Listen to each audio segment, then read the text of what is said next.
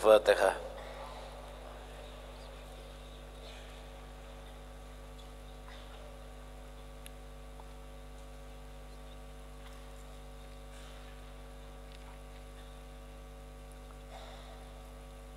Bismillahirrahmanirrahim. Rabbi shrah li sadri wa yassir li amri wahlul 'uqdatam min lisani yafqahu qawli. Qala al-musannifu rahimahullahu ta'ala wa nafa'ana bihi wa bi ulumihi fid dharaini amin. Wa ba'du, khatimatun ay hadhihi khatimatun. Qala ngendika sapa Asyihab Ar-Ramli fi syarhi manzumati Ibnul Imad, fi syarhi manzumati Ibnul Imad wa tu'rafu lan den werwi apa al-qillatu setitik wal kasratu lan ake bil adati kelawan adat. Fama maka utai perkara yaqau kang tumiba opo at-talattuhu belepotan berlumuran bihi kelawan ma wayak surulan angel opo al-ikhtirazu ngreksa anhu saking ma faqalilun maka iku aran kidik. Wa malan utawi perkara zada kang tambah opo ma fakathirun maka iku akeh. Li anna aslal afwi kerana satuhune hukum asale den ngapura iku innama asbatnahu angin pestine netepaken sapa kita hu ing aslul afwi li ta'adzuril ikhtirazi kerana angele ngreksa. Fal yanzur maka becik ningalana sapa wong aidon khalemali fil farqi ing dalam perbedaan bainal qalili ing dalam antarane najis kang kidik wal kathiri lan kang akeh. Ilaihi maring ta'adzuril ikhtiraz, ilaihi maring ta'adzuril ikhtiraz. Jadi kemarin dikatakan najis itu kalau sedikit, ada najis yang kategorinya sedikit dan ada kategorinya banyak. Kalau sedikit tidak terlihat maka nanti jadinya makfu kalau di pakaian. Tapi kalau sedikit ketemu dengan air maka tidak dimakfu. Tapi kalau banyak di pakaian ataupun di air maka tidak dimakfu. Yang jadi persoalan sedikit dan banyak itu ukurannya berapa? Itu tidak ada. Dalam hukum itu sedikit sekian senti, sekian itu enggak ada, banyak sekian itu enggak ada. Lah terus bagaimana? Makanya sering saya katakan baitnya Imam Sabah dalam kitab Faraidul Bahiyah itu kan ada bait wa kullu ma lam yandhabit syar'an wala wad'an falil urfi ruju'uhun jala. Setiap masalah yang tidak ada ketentuannya di dalam syariat ada hukumnya, tapi batas-batas hukumnya tidak ada. Maka untuk menentukan batas hukum itu kembalikan kepada uruf atau adat. Contoh di bab syarikoh, bab pencurian, orang mencuri itu tangannya harus dipotong kalau memenuhi syarat. Mencurinya sudah satu nisabnya mencuri, oke? Dan mencurinya harus dari tempat simpanannya. Makanya kalau ada orang mencuri tidak dari tempat simpanannya, nggak bisa dipotong. Sekarang pertanyaannya, ada nggak hadisnya yang menjelaskan tempat menyimpan duit? Tempat menyimpan motor, ada nggak? Tempat menyimpan ayam, nggak ada dalam hadisnya, Qur'annya nggak ada. Itu maknanya wa kullu ma lam yamdhabit syar'an. Setiap masalah yang belum ada ketentuan hukumnya di dalam syariat, falil urfi ruju'uhun jala, maka masalah itu kembalikan kepada urf, adat kebiasaannya menungso. Nah sekarang makanya sekarang orang nyimpen duit aja beda-beda nyimpennya. Ada orang kalau bos-bos perusahaan nyimpennya di brankas. Tapi kalau orang-orang kampung-kampung macam-macam. Ada yang di bawah bantal, ada yang di lemari, ya tak? Nah itu makanya nanti. Jadi kemudian ketika ada pencuri, dia mencuri, dia ngambilnya dari mana?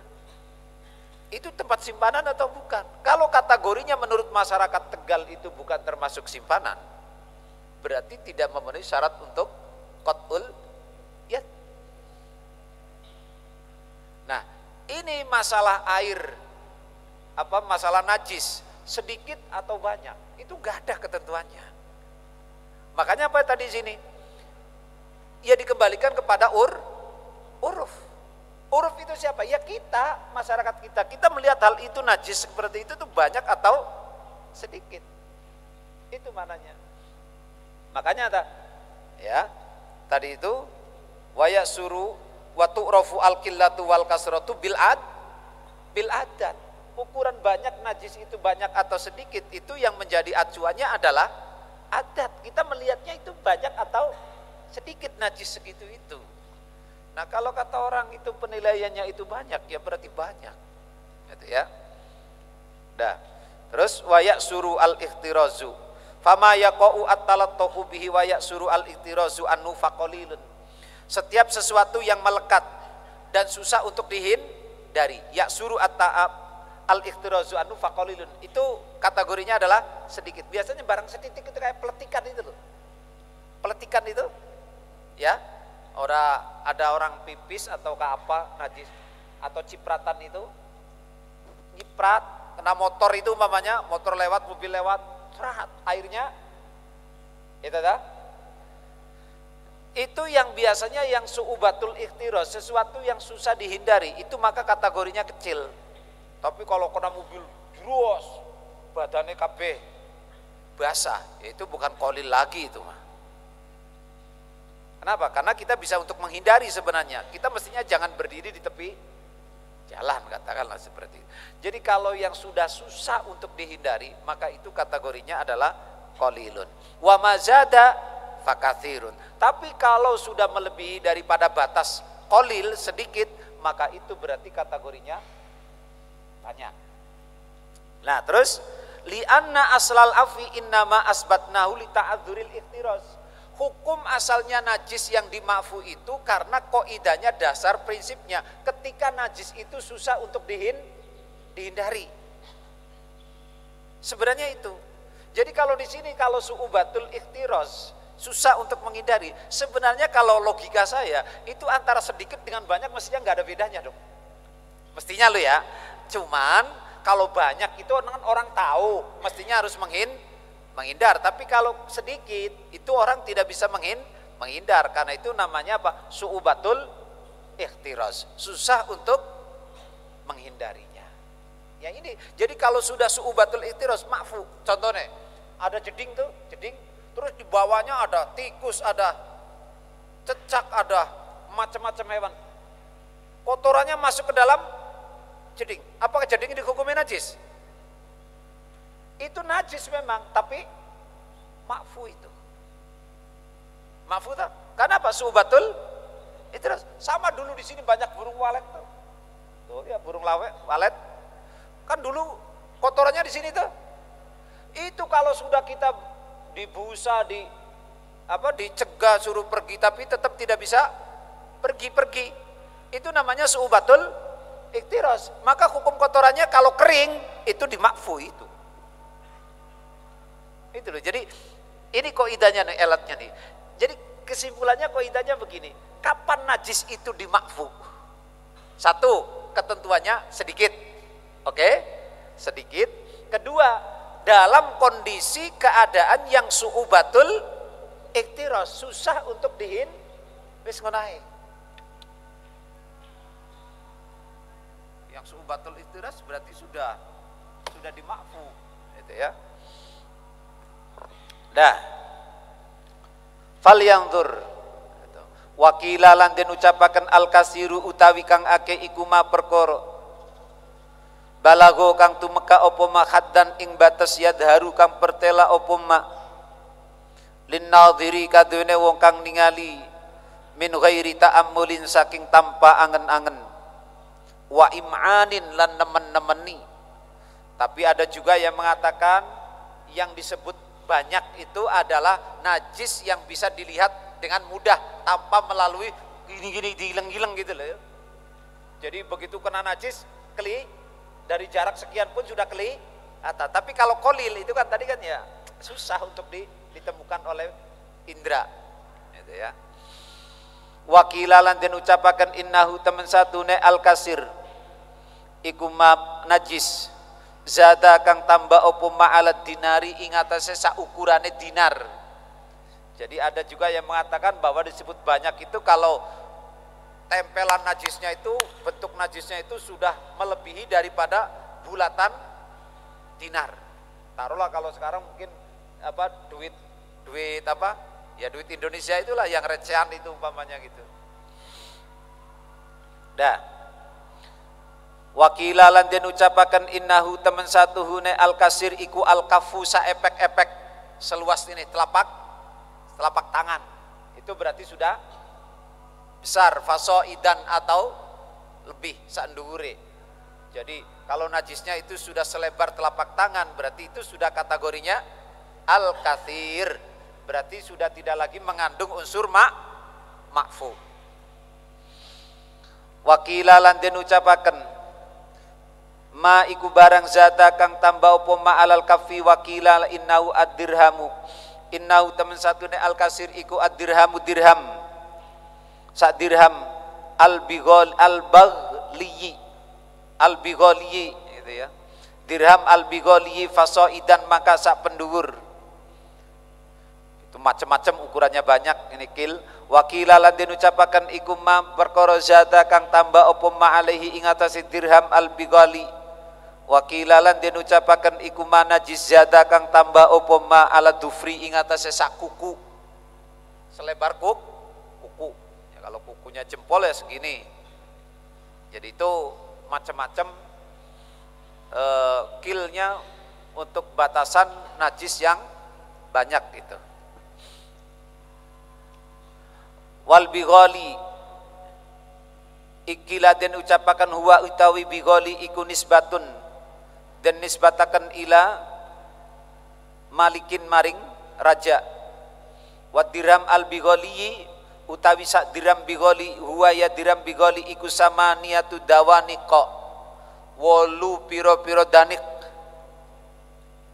bi khilafid dirhami bedani kelawan dirham at-tabari fa innahu maka tamsatune dirham tabari iku arbaatu dawanik 4 dawanik 4 kepeng lah ya kira-kira gitu. Wa dirhamu utawi dirham al-ghali fa innahu maka temen satune dirham al-ghali iku sittatu dawanik 6 piro-piro dawanik. Wasalisu utawi syarat sae salat kang kaping 3 iku satrul aurati nutup aurat. Iku satrul aurati nutup aurat. Pertama kemarin syaratnya salat toharatun anil hadasaini. Terus yang kedua adalah toharatun anin najasa fil badani wal lubsi wal makani. Pakaian, badan dan tempatnya harus suci. Syarat sholat yang ketiga adalah satrul aurat, menutup aurat. Yakhrumu bijirmin ya. Bijirmin apa yakhrumu? Bijirmin oleh nutupi aurat mau bijirmin kelawan jirim tahirin kang suci. Jadi maknanya jirim itu menggunakan sesuatu media yang ada fisiknya gitu loh ya. Umpamanya kayak kertas ini kan berarti ada jirimnya. Kain ada jirimnya. Yamna'u kang nyegah opo jirim ru'yata launil basyarati ing ningali warnane kulit. Jadi penutup aurat itu yang bisa menutup warnanya kulit, bukan asal nutup. Makanya kalau orang sholat dalam kaca tertutup enggak? Tertutup, tapi kan tidak menutup warnanya kulit, makanya tetap sholatnya tidak sah. Kenapa? Iya, secara fisik itu tertutup dalam kotak kaca, tapi kan kacanya itu bening, bisa melihat warna kulitnya, tidak sah. Begitu juga kalau ada orang sholat pakai plastik yang bening itu loh, dibikin pakaian kayak jas hujan umpamanya, tapi yang warnanya bening, ketutup enggak? Ketutup, tapi tidak menutup warnanya kulit, maka sholatnya tetap tidak sah. Bi alla yu'rafa kelawan yenta ora den werwi apa bayaduha putih-putihe basyarah min nakhwi sawadiha saking sepadane irenge si basyarah. Jadi putih, hitam, gudiknya kulit itu tidak kelihatan, maknanya tertutup oleh penutup aurat kita. Fi majlisit takhadubi ing dalam majlis ngobrol. Jadi kayak kita ini duduk kayak gini, udah pakai sarung, pakai baju kan ketutup semua warna kulitnya, auratnya. Warna kulit auratnya yang wajib ditutup. Liqadirin kaduwene wong kang mampu alaihi ing atase satrul aurat. Wajib nutup aurat itu bagi orang yang mampu. Mampu itu maknanya ada, memiliki, pinjam atau nyewa. Kalau nyewa ya berarti punya duit untuk nyewa sarungnya. Kalau pinjam ya yang ada dipinjemi, gitu toh. Dan seterusnya. Itu maknanya qadirin. Qadirin itu bukan berarti maknanya memiliki, sebab kalau cuman qadirin dimaknani memiliki penutup aurat itu terlalu sempit. Padahal masih ada kesempatan pepinjam, menyewa dan seterusnya dengan cara-cara yang lain, asal tidak gosok.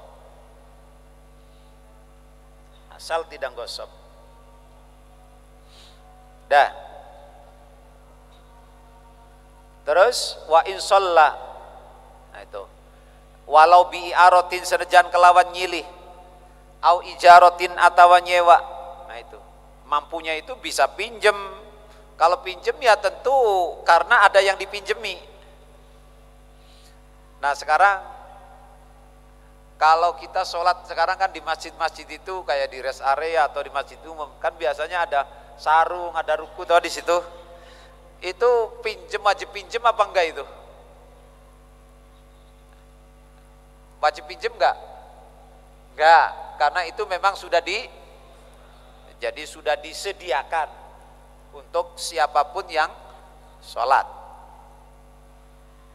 Wa in shalla senajan sholat sapa wong fi khalwatin ing dalam tempat kang sepi, walau fi dzulmatin senajan ing dalam tempat kang peteng. Jadi tetap wajib nutup aurat, dia sholat di tempat yang gelap dan sepi.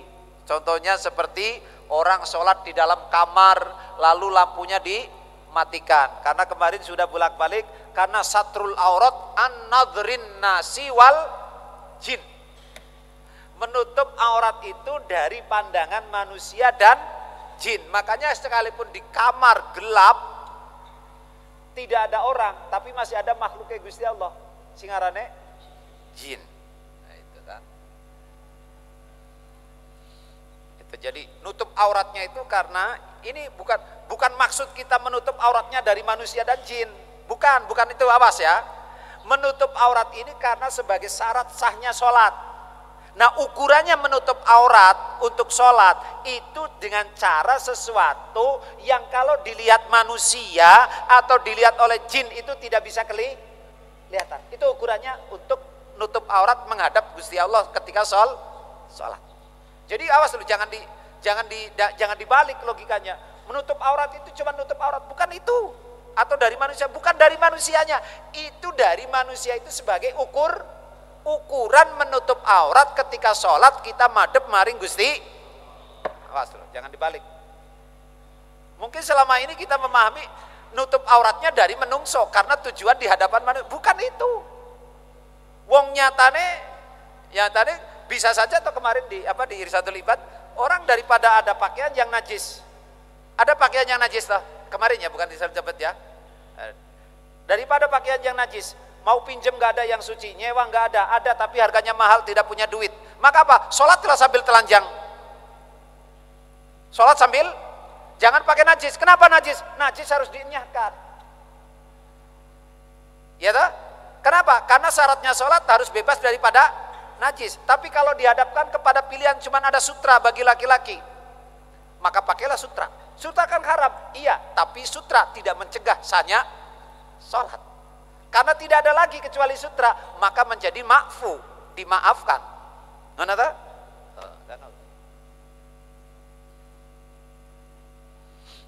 Paham? Makanya walau fi khalwatin, walau fi dzulmatin wal wajibulan utawi kang wajib. Carane nutup aurat iku satruha nutup aurat min a'la saking aran dhuwur. Wajawa nibalan piro-piro kanan kiri. Jadi nutup aurat itu dari bagian atas dan bagian kanan kiri mutar, bukan dari bagian bawah.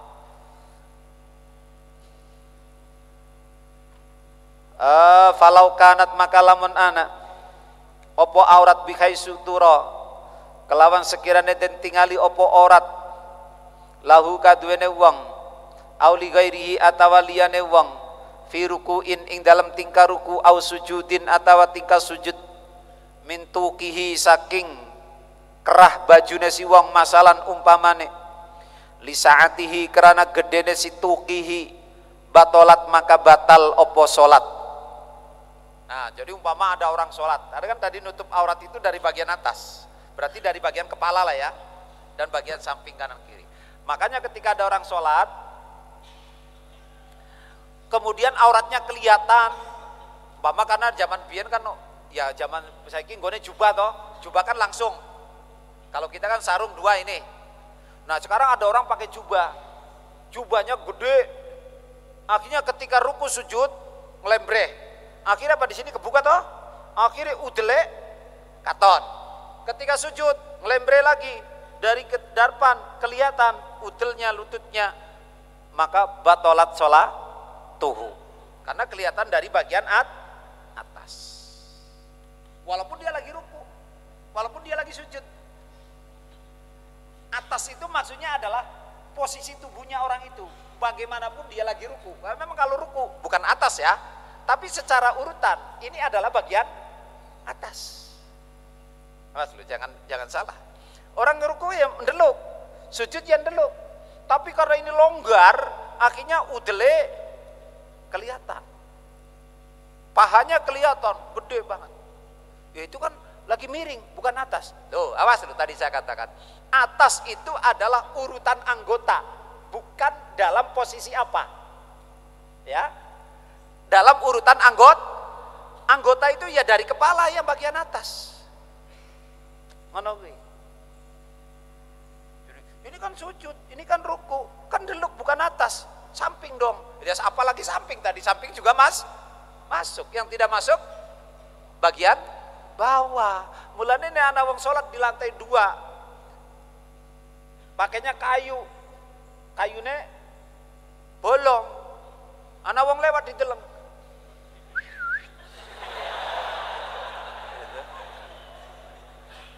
itu ya, dikirain burung gitu. Ada burung lagi sholat. Gak apa-apa, itu gak batal, sholatnya gak batal. Karena apa? Itu masuknya bagian bawah itu. Dah. Wa illam turo senejan ora den tingali opo aurat bil fi'li. Bil fa'li gitu, manane bil fa'li. Bil fa'li kelawan nyata. Bil fa'li kelawan nyata. Maksudnya apa? Wa ilam turo bil fa'li, bukan bil fi'li ya. Kalau bil fi'li penggawe. Kalau bil fa'li kenyataannya nggak lihat. Jadi gini loh ya. Karena orang sholatnya pakai jubah, kita nisbatkan pakai jubah. Kemudian ruku. Jubah itu kan langsung toh. Nah kita ruku kan ininya lambre toh, karena gede longgar. Mungkin itu apa ya? Wa ilam tura bil fa'li. Kita lagi sujud kayak gini, ruku kayak gini, atau lagi sujud.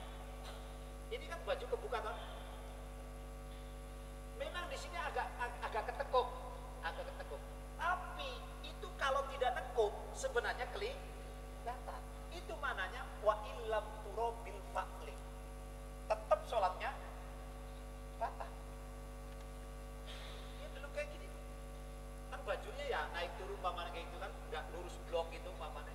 Apalagi kalau ngeblong lurus dari sini sampai.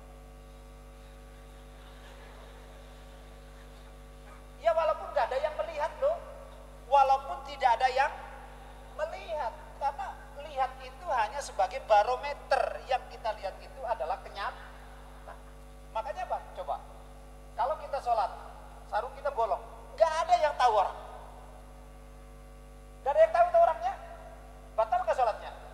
Ya tetap batal, karena yang dilihat itu bukan kenyataan, tapi faktanya itu loh. Hal kondisi seperti itu, kondisi yang bisa membuka aurat itu, maka sholatnya adalah batal. Tuh. Dah. Terus wa kadzalan iku kaya mongkon-mongkonon batolat laukana laman ana opo dailuhu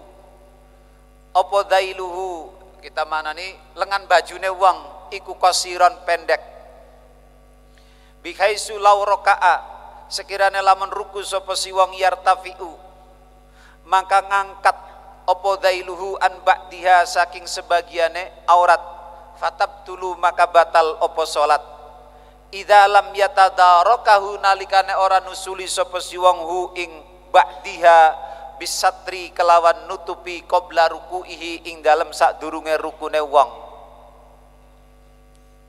Nah begitu juga kalau bajunya, lengan bajunya atau dail bisa di mana? Dail itu ada yang misalnya ya itu ada mana? Ada yang mana nih dail itu ini apa namanya ini ujung baju. Ada juga yang mana nih lengan baju. Tapi yang pas itu sebenarnya ini kalau di mana itu apa namanya ujung baju. Tadi kan wa kadza idza kana dailuhu qasiran. Taruhlah ya umpamanya. Jadi apa? Bajunya apa jengkis. Oke, pakai baju jengkis. Ketika ruku kan terangkat itu. Jadi umpamanya pas bajunya segini. Oke, bajunya segini mah. Terus dengan ruku, sujud kan ketarik. Akhirnya kemudian menjadi terbuka dengan gerakan ruku saja. Memang kalau berdiri ketut.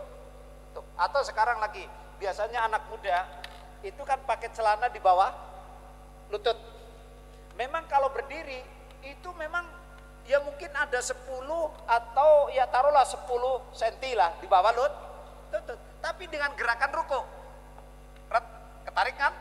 Apalagi ketika gerakan sujud lebih narik lagi. Nah ini kadang orang yang sholat pakai celana pendek seperti itu, dia ngukurnya dalam kondisi tegak saja. Dia tidak memperhatikan bagaimana ketika dia ruku, bagaimana ketika dia sujud, bahwa itu adalah mengalami tarikan begini toh. Gitu ya. Ini hati-hati itu. Nah, dengerin baik-baik. Ini yang juga yang banyak terjadi di masyarakat. Kasful aurat. Sekarang kalau tadi terlalu besar, oke, atau terlalu sekarang ada lagi yang musim itu orangnya yang terlalu gendut.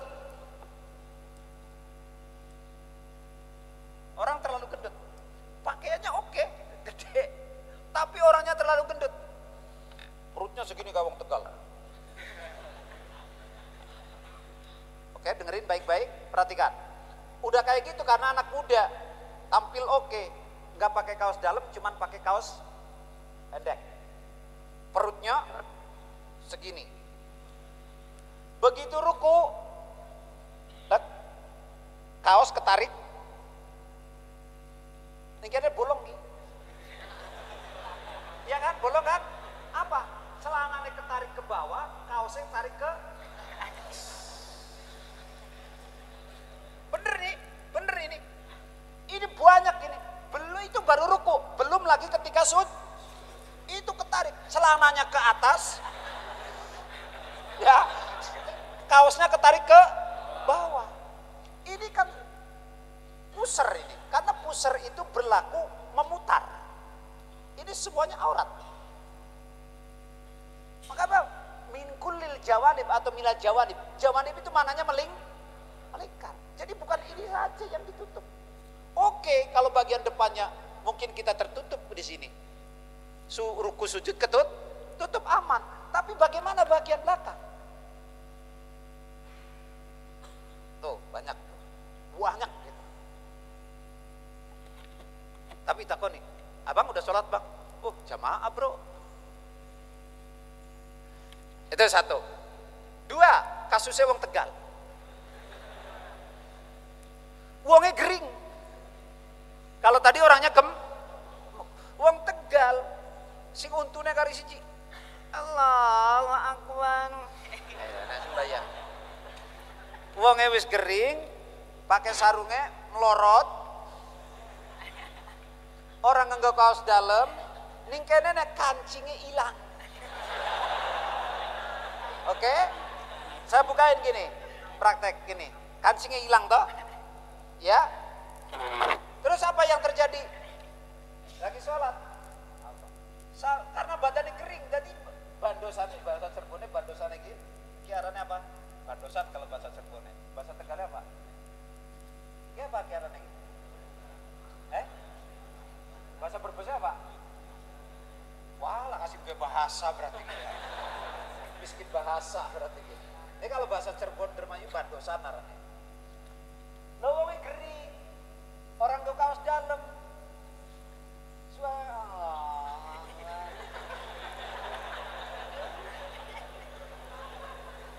Ini kan masih sore udel. Ini kan kebuka kena angin ane. Asik. Ya, banyak kayak gitu, banyak tuh. Udah nggak pakai kaos dalam, sarungnya turun ke bawah, bajunya kebuk, udele. Banyak kayak gitu, banyak banget itu. Ini satrul aurat. Ini banyak sekali. Yang pakai sarung seperti itu, yang pakai celana kasusnya seperti tadi. Makanya orang gemuk-gemuk itu mestinya kalau sholat itu kalau menurut saya rawan pakai celana, apalagi pakai jin. Mbok ya sholat itu jangan pakai jin, pakai malaikat gitu loh ya. Kok sholat pakai jin gitu enggak? Ya. Itu bener loh. Itu apa?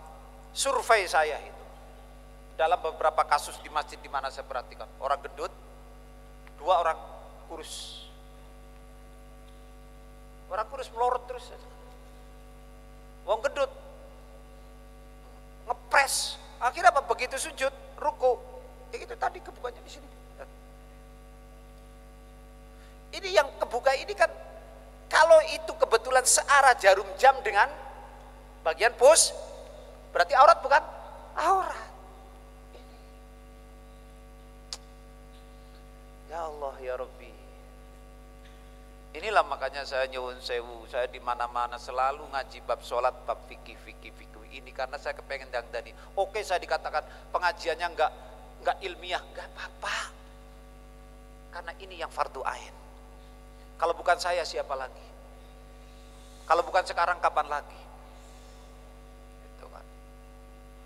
Oh, nyatanya begitu kok. Saya katakan jujur. Pengajian di benda itu enggak ada yang fikih kecuali najib.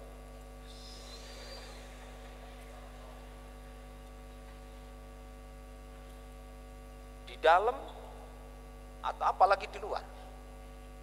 Enggak ada. Pengajian fikih enggak ada.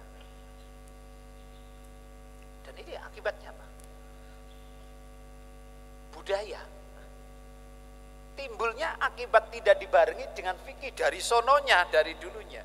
Sekarang timbulnya budaya yang salah kaprah dalam bab muamalah, dalam bab ubudiyah. Coba. Dan ini survei, saya langsung survei. Contoh apa kasusnya? Orang jual beli. Orang jual beli. Kemarin kita bolak-balik menjual barang yang milik kita tapi belum dipegang oleh tangan kita. Boleh nggak dijual? Nggak boleh toh?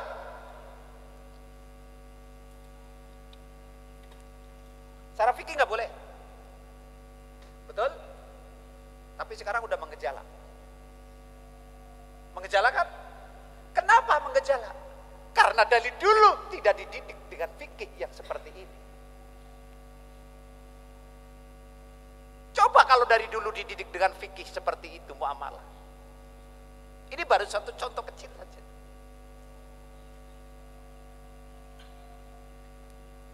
Tapi tidak sepenuhnya saya menyalahkan karena tidak ada pengajian. Saya kira yang pasti salah masyarakatnya kurang ngaji. Saya tidak menyalahkan kiainya. Tapi yang pasti yang salah adalah masyarakat tidak mau ngaji. Itu. Akhirnya timbul gejala. Direformasi, didandani, susah. Ngomongnya apa? Wis kebiasaane Pak. Ya coba, kita dalam kasus apa saja, Pak jangan kayak gitu. Lah wis udah kayak gini dari dulunya, dari sononya. Ini loh yang saya maksud. Akibat apa? Ini dia masyarakat yang tidak tersentuh oleh tatanan fikih. Tapi kalau sudah tertatanan fikih, jadi contoh, saya bandingkan Indonesia dengan Arab Saudi, lumayan ya. Saya sering cerita kayak gini. Karena ini pengalaman saya sendiri. Jual emas dengan emas itu bisa riba, bisa tidak toh? Syaratnya agar emas dengan emas tidak riba, itu mislan bimislin, yadan biyadin, nakdan, cash. Tidak bisa bicara karatnya emas itu 17, 24, enggak. Pokoknya emas ya emas. Beras ya beras, enggak tahu IR, enggak tahu pandan wangi apapun, pokoknya judulnya beras. IR 1 kintal, pandan wangi tetap harus 1 kintal. Ketika pandan wangi 1 kintal, IR-nya dibayar menjadi 3 kintal, riba enggak? Riba. Emas 24 karat dengan 17 karat, harganya beda atau tidak bicara harga, yang penting judulnya emas. Kalau dibedakan, maka timbul riba. Oke? Sekarang praktekkan yang sering saya cakap. Lihat, mulai dari Bumiayu, mulai sampai Tegal, Purwokerto dan seterusnya. Lihat prakteknya orang jual emas. Bukan menjual ya, tapi orang yang mau nuker emas itu. Orang yang mau nuker emas. Dari lama menjadi model baru. Datang ke toko emas, Pak, Bu, saya mau jual emas. Tukang emas, mau dijual apa mau tukeran Pak? Mau ganti yang baru? Kalau di jawabannya mau jual saja, selesai udah selesai. Yang masalah, saya mau jual, tapi sebenarnya saya kepengen ganti model baru. Bagaimana prakteknya? Di sini prakteknya nih yang ribanya. Yang punya penjual, si penjual ditimbang. Oke? Dapat sekian gram, dihitung duitnya dapat sekian. Tapi setelah dihitung, duitnya nggak dikasih. Duitnya tidak dikasih. Terus apa bilangnya kata tukang tokonya? Silakan Mbak, Mas, Pak, mau nyari yang mana? Mau nyari yang mana? Milih itu, dapat. Kalau lebih besar ya lebih besar, kalau lebih kecil ya lebih kecil. Kalau lebih besar berarti kutuk nambah. Kalau lebih kecil ya berarti tukang tokonya berarti mengembalikan. Kalau lebih besar berarti pembelinya nambah. Itu bener apa salah? Bener apa salah praktek kayak gitu? Bener apa salah cara ribawi? Salah kan? Mestinya itu yang bener biar tidak ribawi. Ditimbang dulu punya penjualnya. Berapa dapat gram, berapa duit? Nih duitnya, Nanti setelah duit diserahkan, silakan Pak mau beli yang mana. Jadi dia itu bukan tukeran, tapi itu yang aman. Kasihkan aja dulu duitnya. Nah ini saya alami, saya ketika di Mekah begitu. Saya bawain punya ibu saya, minta tuker kan. Saya keserahin, oh sekian gram dapatnya nilainya sekian. Nah, saya coba gini, ya udah saya minta ini. Oh nggak bisa kata dia, saya nggak mau. Pokoknya saya harus bayar dulu. Ini kan riba. Nah itu bener ke? Jadi penjualnya bener. Nah ini udah tertata. Kenapa? Karena memang syariatnya di sana udah jalan tentang itu dari dulu, sehingga sudah membudaya. Nah kita masyarakatnya jauh dari fikih, akhirnya budayanya pun itu banyak yang bertentangan. Karena sudah membudaya, akhirnya kiainya yang ngalai untuk mencari solusi keadaan yang seperti ini. Menyikapinya bagaimana? Ini kan arahnya masyarakat Indonesia ngerjani kiai. Orang nurut kiai, akibatin ngerjani kiai. Sing repot kiai. Harus mencarikan solusi hukum. Mana gue? Dah. Selanjutnya,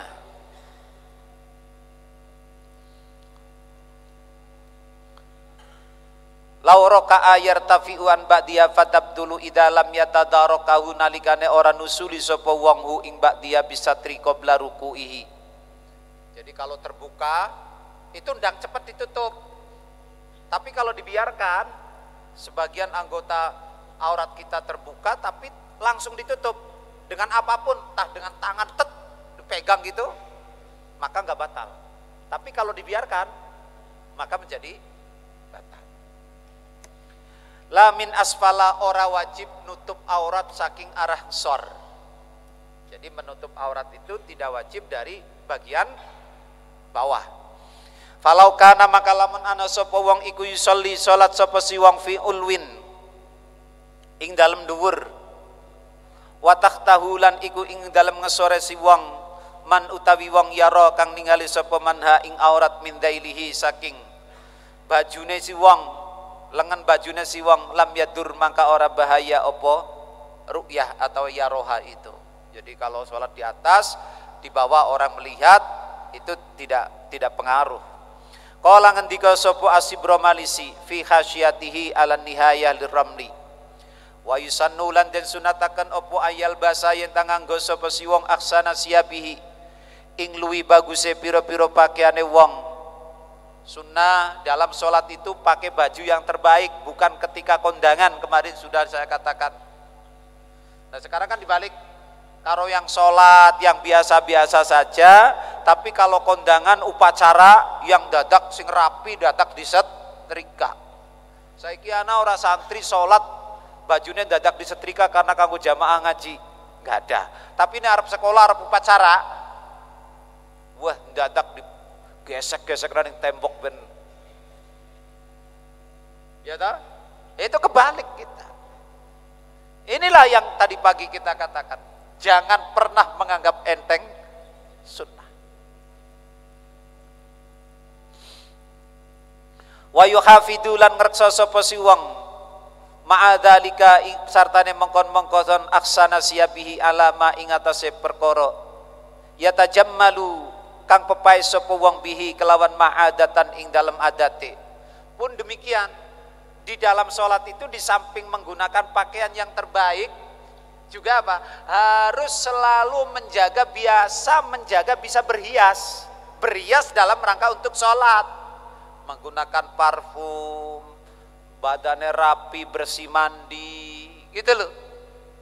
Kita coba, kita ini kadang kurang ajar karo Gusti Allah.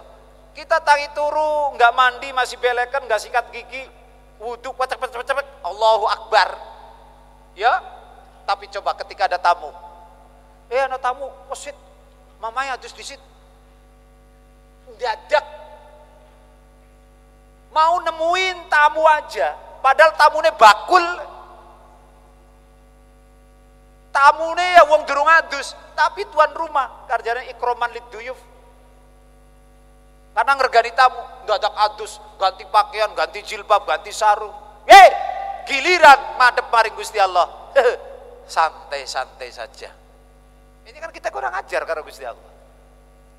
Inilah makhluk yang semestinya untuk tidak kita hormati, tapi kita lebih menghormati makhluk daripada Allah yang wajib kita hormati dan kita sembah. Mestinya kita nyembah karo Gusti Allah dengan segala prestasinya, dengan segala keistimewaannya, dengan segala yang terbaik yang kita miliki. Itu mestinya untuk Gusti Allah, duduk anggo kondangan. Sekarang dibalik tuh. Kenapa demikian? Inilah yang tadi saya katakan. Akibat apa? Masyarakat jauh dari hukum. Masyarakat jauh dari pengajian. Akhirnya dibalik-balik. Yang mestinya untuk Gusti Allah, untuk makhluk. Yang mestinya untuk makhluk, kanggo Gusti Allah.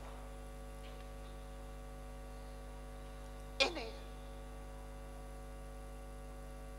Kita bisa membayangkan. Kalau dulu masyarakat Brebes gelem ngaji kabeh, wong Tegal gelem ngaji kabeh, mungkin suasananya, budaya, adatnya tidak seperti sekarang.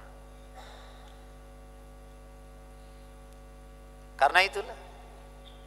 Oke, itu kita berbicara dengan masyarakat. Maka konteks ini, konsep ini terapkan dalam keluarga kita. Kita dalam membangun keluarga ya sama begini kalau konsep saya. Coba kita bayangkan sekarang. Orang menikah, sekarang yang jadi utama adalah pekerjaan. Agama nomor 10. Betul? Betul? Maka jangan heran kalau sekarang anak-anak milenial itu jauh dari agama, ngerti tidak ngerti agama, karena orang tuanya pun tidak ngerti jauh daripada agama. Maka kaidahnya, jika suami tidak ngerti agama, lalu dengan apa mendidik istrinya?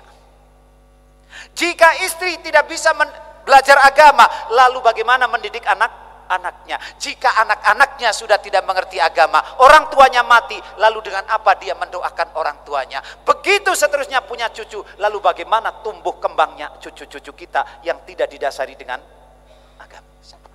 Inilah sebabnya masyarakat ini tumbuh seperti ini, karena berawal dari keluarga yang jauh dari pendidikan agama. Karena itu nyari pasangan, membangun negara mulai dari keluarga. Karena keluarga adalah negara kecil. Dari negara kecil itulah akan terbangun negara besar, RKRI. Jadi kalau mau kepengen membangun keluarga yang hebat, suami ngerti agama, istri ngerti agama, punya anak dididik dengan agama, orang tua mati, orang tua dikirimi dengan agama, anak cucunya akan tumbuh kembang dengan agama dan akhlak. Maka jika demikian, negara pun akan menjadi negara yang super power, kuat dalam bidang akidahnya, kuat dalam akhlaknya, kuat dalam ibadahnya, kuat dalam muamalahnya. Itu ini sekarang bocah zaman saiki golek pasangan sing wis kerja mapan, gajinya gede. Wong zaman saiki golek mantu sing duwe pekerjaan, sing PNS.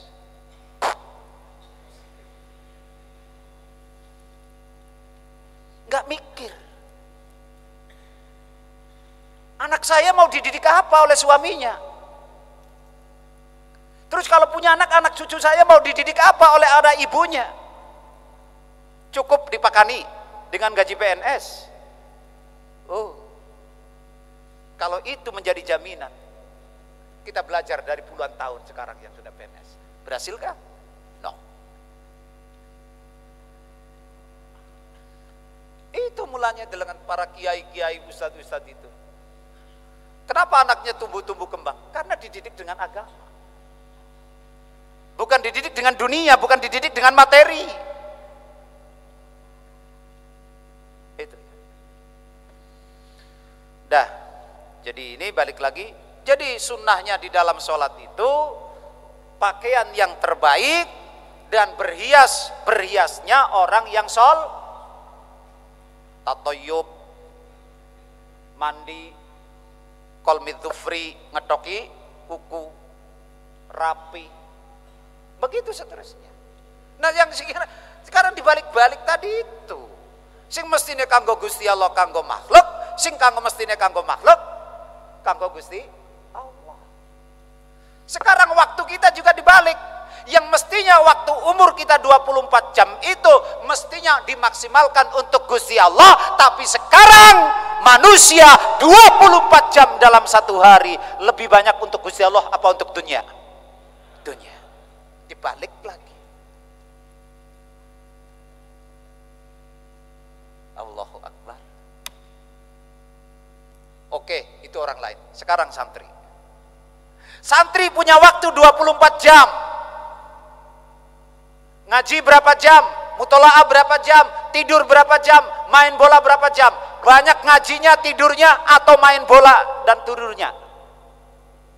Jawab jujur. Santri sekarang banyak tidurnya apa banyak mutolaahnya? Nah itulah santri yang sudah kebalik juga. Itu. Maka kalau Anda sudah membalik waktu Anda, berarti itu Anda sedang membangun masa depan Anda yang terbalik juga. Awas loh. Anda sekarang membalik waktu Anda, berarti Anda sedang membalik masa depan Anda. Itu aja udah kok itu aja. Tapi kalau masa depan Anda kepengen naik, maka maksimalkan waktu sekarang untuk ngaji mutolaah. Walau aksara senajan lui akemin isnaini, saking 2 lapis itu. Walaupun kita dalam berpakaian dalam sholat itu lebih banyak daripada 2 lapis. Kalau orang Arab kan cukup 1 lapis karena pakainya gamis, jubah tak? Kita sudah pakai sarung, pakai baju, terus pakai sorban. Itu nggak apa-apa, bagus. Itu mananya walau aksara min is. Nah ini kita coba sekarang ibu-ibu kalau kondangan itu, waduh, jilbab ini kene, terus kerudung ini kene disampirna, tas ini kene, terus ini kene, melakukannya kayak onta di.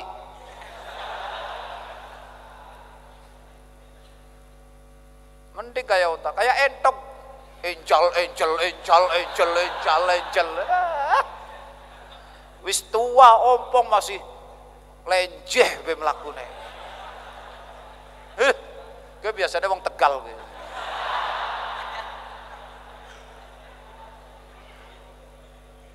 Kita tuh dalam sholat begitu nyandang itu di dalam sholat.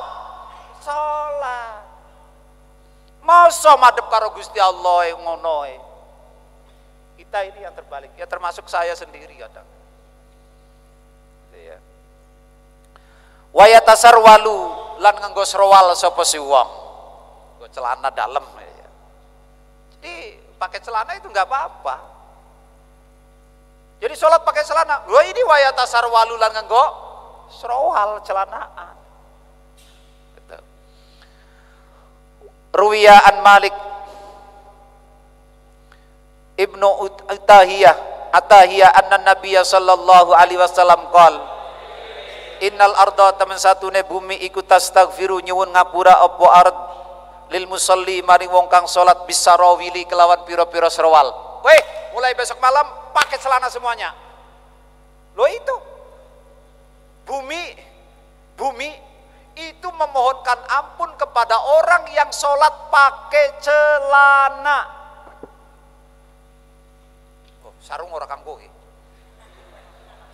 Maksudnya celana itu gue cawet, jadi aja blong-blongan, bukan sarungnya mabur. Wuhui.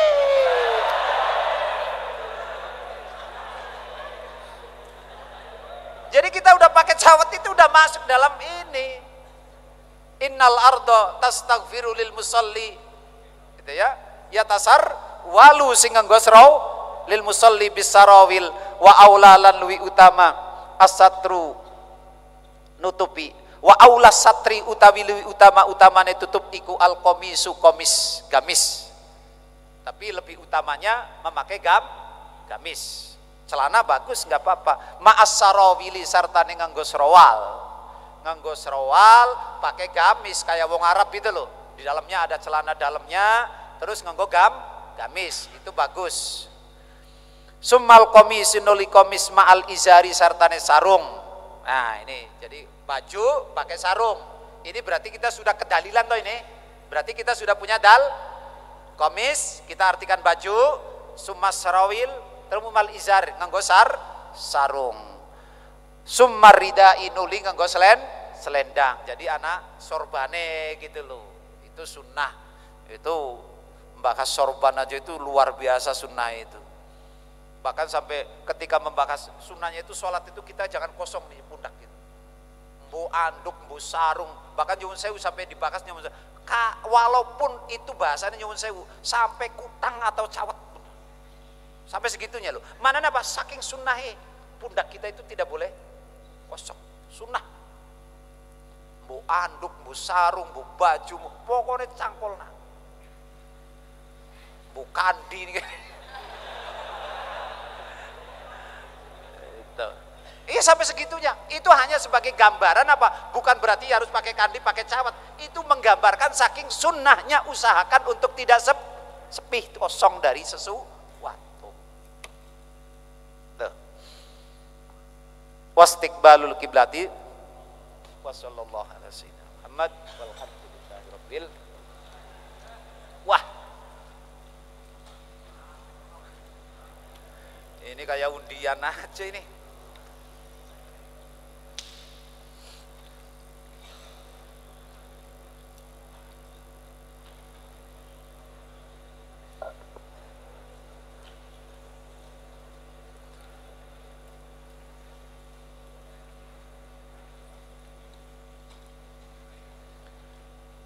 Jika kita mimpi basah, terus mau mandi, sebelum mandi wajib kita keluarkan maninya lagi.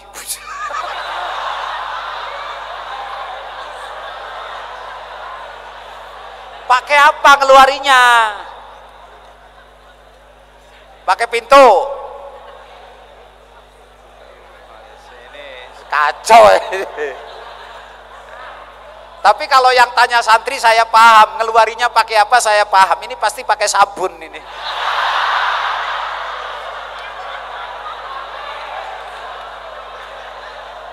Kalau punya istri ya berarti nambah gitu kan. Kalau santri ya gitu. Kita keluarkan lagi agar lebih puas.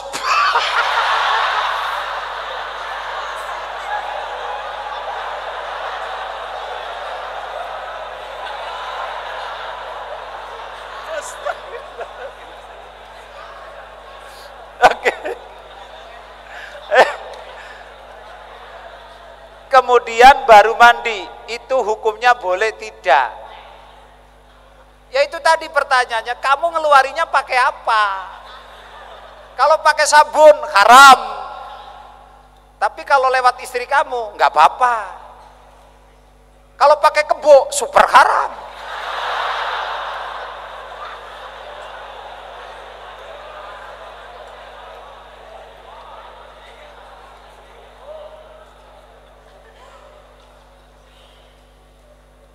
Apa pendapat Abah tentang anak santri yang membakar kitab masih utuh? Nah ini perhatian nih. Sedangkan anak itu pintar membaca kitab, bagaimana adabnya Bah? Nah ini.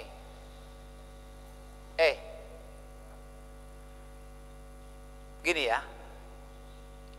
Ini secara spesifik dalam bab membakar kitab itu tidak ada.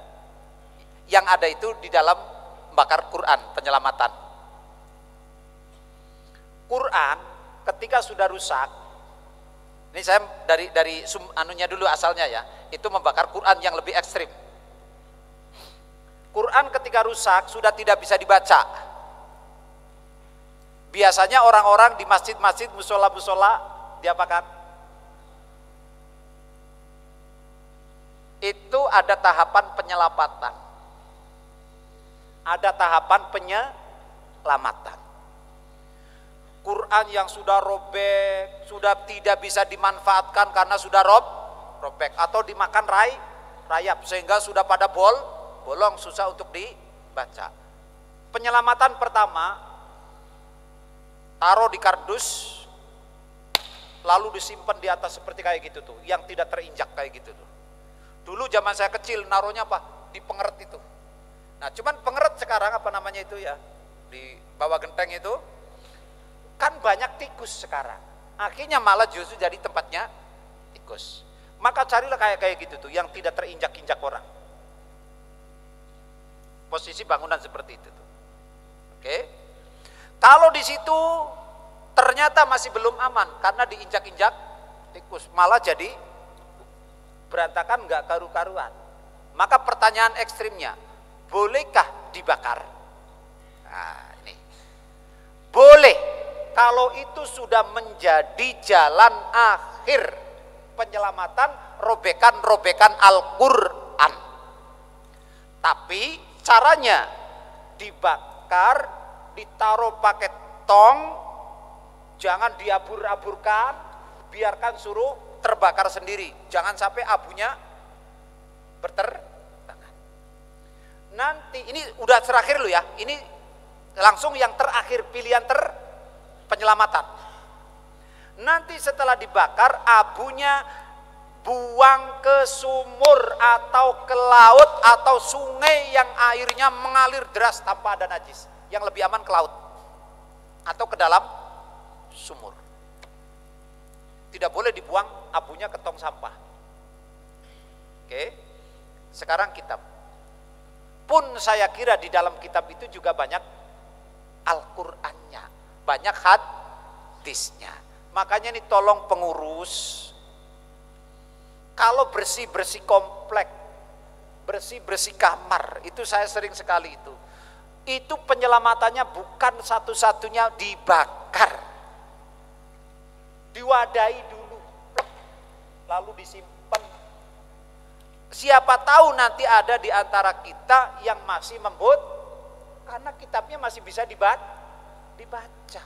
Kita ingat loh zaman dulu, Masya Allah, zamannya Kanjeng Nabi sahabat ngaji karo Kanjeng Nabi, nulis ning tembok, ning watu, ning daun, ning papan, ning kayu. Kita hargai coba itu. Kita sekarang enak udah dicetak. Tolonglah itu jangan sembarangan, jangan mudah-mudah langsung dibakar. Itu ya. Semisal ada anak sholat lihurmatil waktu duhur, lalu setelah sholat anak tersebut meninggal dan belum sempat melaksanakan sholat duhur, lah itu bagaimana hukumnya? Lihat, setelah sholat lihurmatil waktu, kan kemarin malam itu wajib mengulang ketika sudah dalam keadaan yang normal dan memungkin. Nah sekarang antara meninggalnya dengan sholat lihurmatil waktu, dia sudah menemukan waktu yang aman belum, yang mungkin atau belum. Ini bisa berdosa, bisa tidak. Tapi kalau meninggalnya itu belum menemukan kondisi yang aman, normal, penutup aurat, air ada, belum ada, keburu meninggal, dosa enggak? Ya tidak. Karena belum ada Tapi ketika sudah menemukan ada kesempatan, alat sesuci penutup aurat ada, tapi tidak seger, ditunda sampai akhirnya dosa enggak? Dosa. Sama kayak orang kodok itu. Bab zakat. Orang yang menerima zakat kan ada banyak, salah satunya fisabilillah. Apakah guru, kiai, ustadz itu termasuk kategori fisabilillah? Ya. Udah jangan panjang-panjang. Iya, bisa. Bahkan sampai bangunan pun bisa termasuk sabilillah. Tapi ada yang mengatakan zakat bisa untuk sabilillah, dimaknani bangunan, majelis taklim dan pesantren, asal bukan zakat fitrah. Asal bukan zakat, berarti zakat mal, zakat tijaro, itu untuk bangunan, masjid, pesantren, majelis taklim, boleh. Tapi ada pendapat ulama, kalau zakat fitrah tidak bisa untuk sabilillah bermakna bangunan. Nah, iki sing akeh wong Bumi Ayu khususnya Brebes sing ora pada ngaji bab zakat ngene iki. Jika ada anak kembar, tetapi tubuh anak kembar itu dalam keadaan menyatu, maka kemudian maka berwudu dan sholatnya bagaimana jika anak tersebut mempunyai kepala dua tapi tubuhnya menyatu. Nah ini, itu dihukumi siji apa loro? Itu aja dulu. Kakinya berapa? Dilihat dulu. Jadi ini mungkin nanti tim ahli yang menyatakan kalau kakinya dua tapi kepalanya dua, berarti ini dihukumi satu apa? Dua. Itu dah? Itu aja nanti. Itu saya kira kembalinya nanti kepada masalah itu, dihukumi satu atau dua.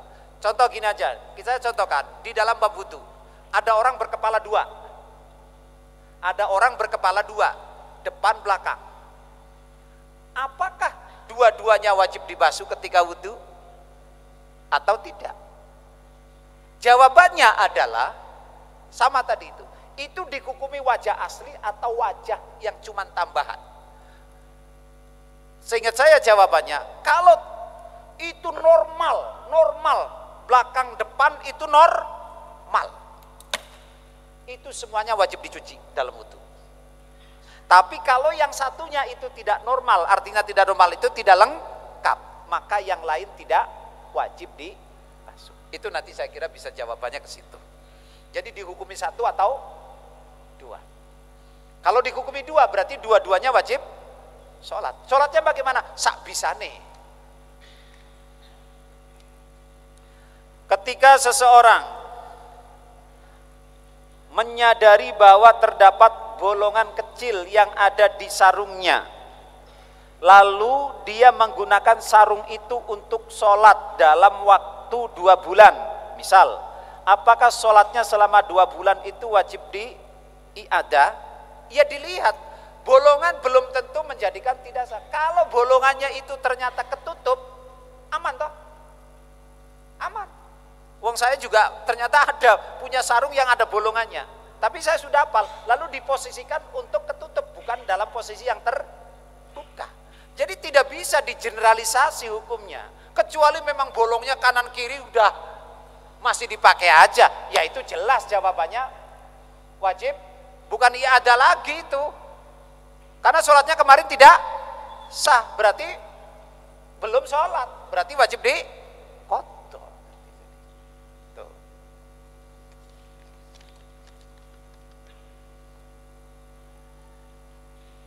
Bagaimana caranya menghilangkan najis bekas digigit anjing? Sama kemarin, sab'u ghusalatin ikhdahun nabi turabin.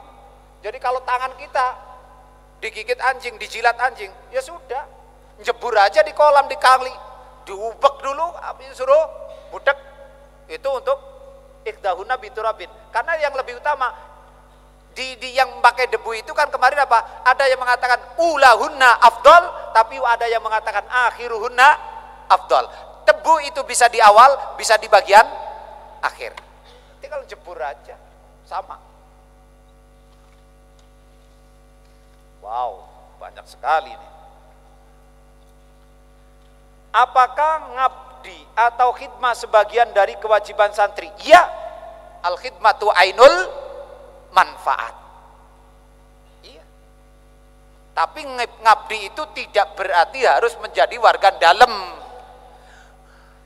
Kita pulang mondok terus mengajarkan ilmu kita, mengaji untuk masyarakat, membuka majelis, itu sudah khidmah. Dan khidmahnya khidmah santri kepada kiai itu adalah mengajarkan ilmunya di rumah.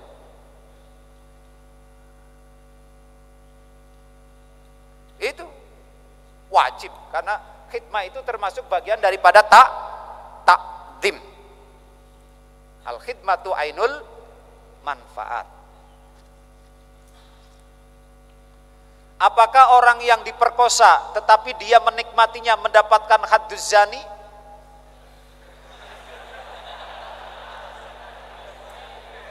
Ya itu arahnya orang diperkosa.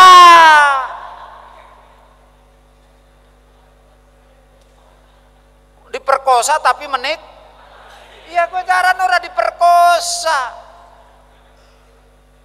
Itu carane lagi nyari rekoso. Orang di zina itu menolak, diperkosa itu menolak gitu ya. Lagian kalau ada orang kena korban zina kan yang dihad siapanya? Pelakunya, karena perempuan itu sebagai korban, dia tidak mengendaki itu, makanya tidak kena toh. Orang diperkosa itu tidak kena had zina, yang kena siapa? Pelakunya. Nah saya ini pertanyaannya, menikmati terus mas ya. Wah kita kayak tukang parkir ya, itu beda lagi saya kira hukumnya. Nah terus wah ini banyak sekali ya. Dari orang Tegal untuk babah tercinta. Ya. Wih. Ternyata orang Tegal sudah soulmate juga nih. Akur.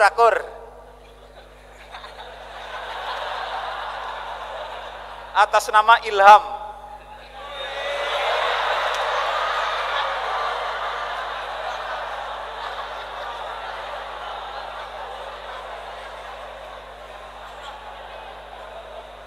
Oke, pertanyaannya bagus orang Tegal. Apakah garansi termasuk khiyar? Garansi itu loh, barang rusak garansinya 1 tahun. Itu apakah bisa termasuk istilah khiyar? Khiyar kan cuman berapa? 3 hari? 3 hari toh? Selama 3 hari. Karena kalau khiyar majelis ya cuman di majelis itu. Nah kalau khiyar syarat yang umum itu kan maksimalnya berapa? 3 hari.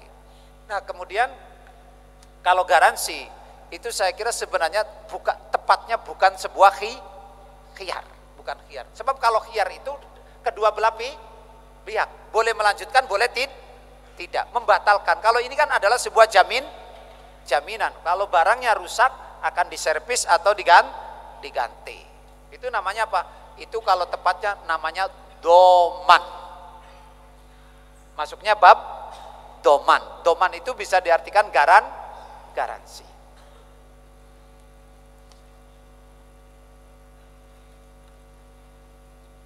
Apakah boleh menggosok barang dengan niat mengambil barang kita yang sudah hilang? Oh, jadi mukamane Ilham sendale pernah dicolong karo si Hamdan.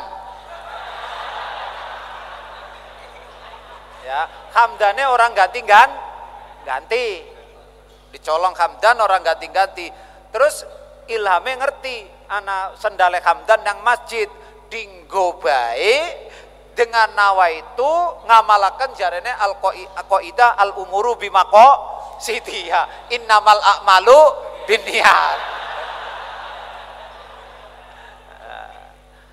Iya, bolehkah seperti itu? Jadi itu sendalnya Hamdan, dulu dia pernah mencuri barang saya, tapi dia nggak mau ganti. Terus saya ngambil sendalnya barangnya Hamdan dengan niat mengambil hak punya saya. Nah, itu boleh nggak? Jadi kayak orang fakir, ada orang kaya tidak zakat sampai orang fakir kelaparan. Bolehkah kita ngambil hartanya orang kaya dengan niat mengambil haknya orang fakir? Boleh. Dan itu tidak termasuk mencuri. Itu tapi ini kalau sudah emergensi. Tapi yang bagusnya kalau masalah penyelesaian curi-mencuri itu dilakukan secara terbuka. Tapi kalau sudah tidak bisa, itu saya kira bisa menjadi solusi.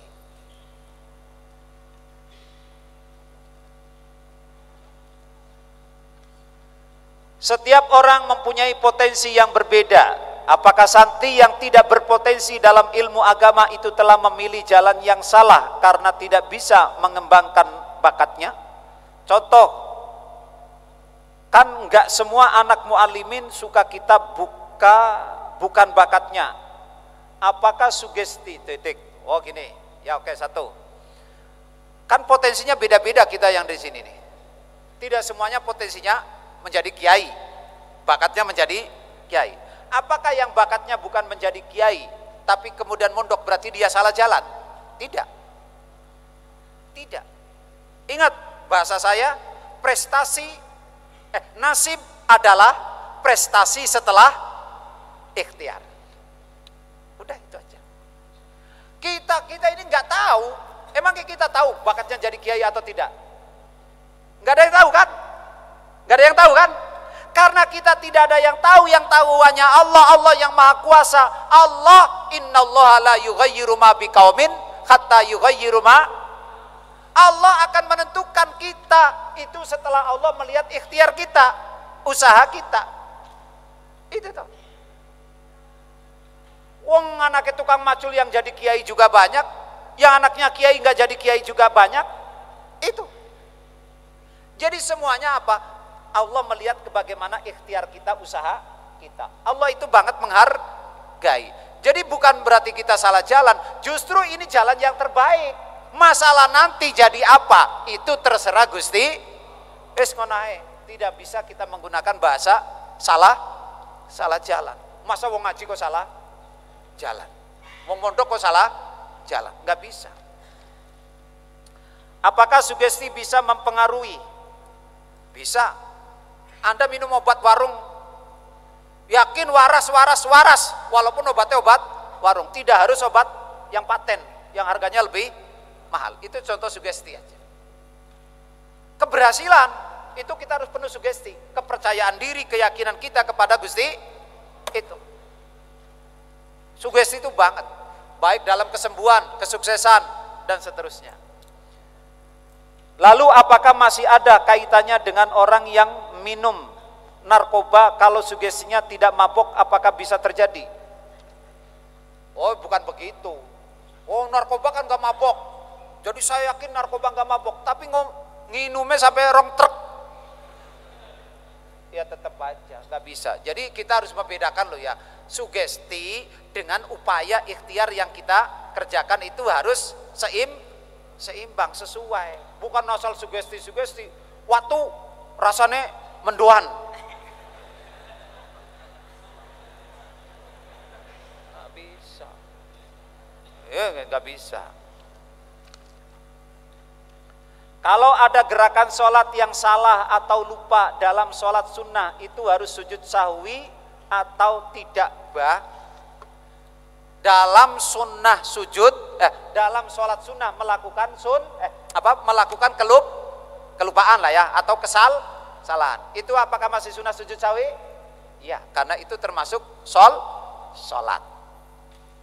Pokoknya kan meninggalkan sunnahnya sholat atau kesalahan di dalam sholat itu tetap sujud sunnah. Kenapa wanita haid tidak wajib mengqadha sholat tapi wajib mengqadha puasa Ramadan? Karena syarat sahnya sholat itu kan kemarin nakiyun anil mani', begitu juga puasa. Itu satu. Dua, kenapa sholat tidak wajib diqadha, puasa wajib diqadha? Sebab kalau sholat wajib diqadha itu masyaqqat untuk perempuan karena setiap bulan haid. Sementara puasa itu cuma 1 tahun sekali.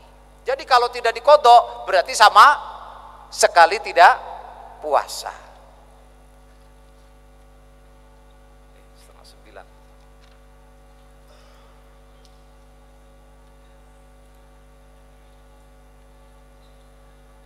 Su'ubatul ikhtiros diukur dari apanya? Tadi sudah dijelasin toh? Su'ubatul ikhtiros tadi sudah itu sesuatu yang sudah tidak bisa wis ngonae, angel dicegae, angel dari. Tadi saya contohkan jeding di atasnya tempatnya burung dan seterusnya.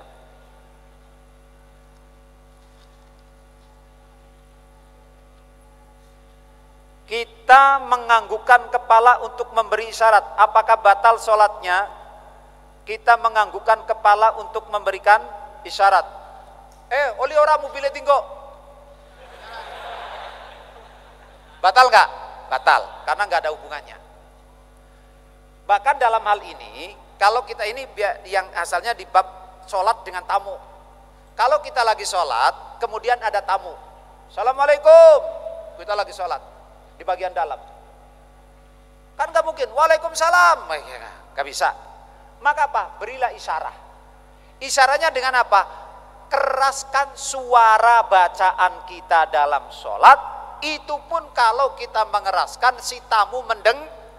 Tapi kalau dengan dikeraskan tamu tetap tidak bisa mendengar, maka tidak sunnah mengeraskan suaranya. Biarkan saja kita lanjut sholat. Apalagi cuman masalah ini. Gigi kita terlihat cengir karena sholatnya diganggu teman. Gak apa-apa kalau cuman mesem. Yang membatalkan itu kan keluar suara satu huruf atau lebih. Apa latar belakang sebab ada waktu yang diharamkan untuk sholat? Enggak ada latar belakangnya. Udah itu ketentuannya kayak gitu. Jadi ada 5 waktu yang haram untuk sholat. Tapi kalau di cara dohirnya kan kenapa? Sebab itu satu, waktu tenggelamnya matahari, seolah-olah untuk menghindari penyamaan dengan mereka yang menyembah matahari, karena ada yang menyembah pada saat matahari terbit dan ada saat matahari tenggelam. Tuh.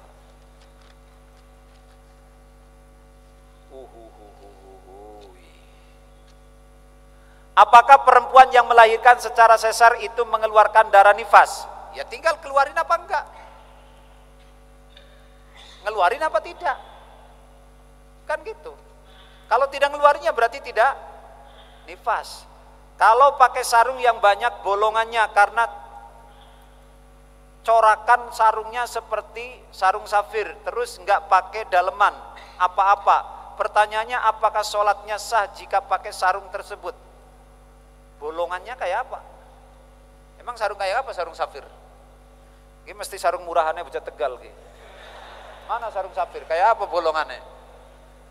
Ya kalau sarung bolong ya bolong. Kan tadi ketentuannya satru launil bijirmin yasturu launal basaroti. Yaitu dengan jirim menutupnya yang bisa menutup warnanya kulit. Jadi bolongan apapun kalau bisa menampakkan warnanya kulit aurat, maka sholatnya tidak sah. Wa sallallahu ala sayyidina Muhammad walhamdulillahi rabbil alamin.